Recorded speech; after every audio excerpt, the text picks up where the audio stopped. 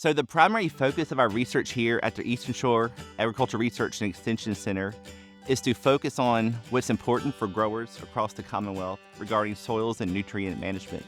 So we take a look at cover crops, fertilizers, soil tillage, soil management, and pretty much anything that can impact overall agricultural production.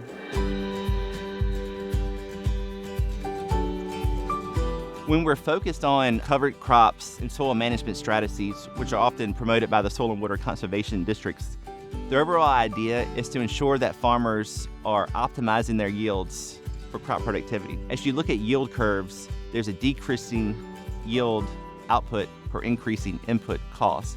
Our idea is to find that target where that plant is the most efficient, providing the most yield, the highest quality, while also protecting our environment. Because what we are always trying to do, regardless of the system, is to ensure that the Chesapeake Bay remains clean, that our soil remains productive and healthy, because we want to ensure that agriculture can remain as a sustainable enterprise here in Virginia for the long term.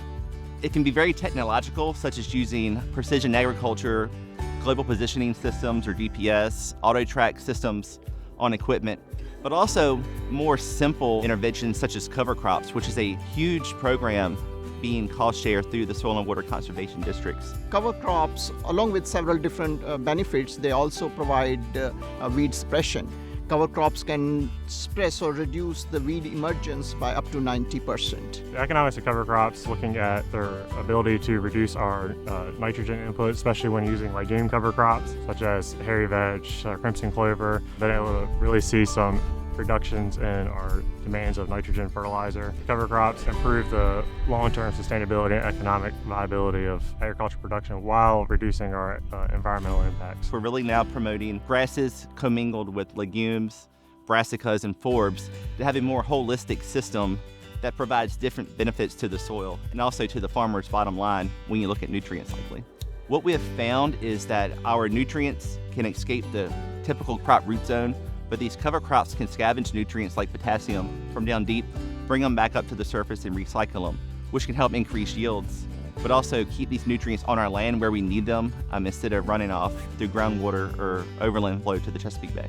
One potential advance in our agriculture technology right now is being able to estimate biomass with UAVs, using NDVI, and also improve scouting in farmers' fields. Unmanned aerial systems or the aerial drones are gaining a lot of popularity and interest among farmers. And these technologies can actually help growers to grow cover crops along with the spray applications and mapping the fields for identifying different weeds. We have found that these unmanned aerial systems are quite effective in seeding the cover crops. However, it depends on the type of cover crop seed you are using and also whether you are irrigating your field or it's tilled or not tilled. You have to choose the optimum conditions to have the same kind of cover crop density and biomass as you get with the tractor drill if you are following the till system followed by the irrigation. We have a lot of opportunities as technology develops and as we learn more through scientific and applied research to progress our overall crop production system. We think about some of the things we can do now, whether we're using unmanned aerial vehicles or auto-track systems or looking at new species that we gather from different researchers around the world.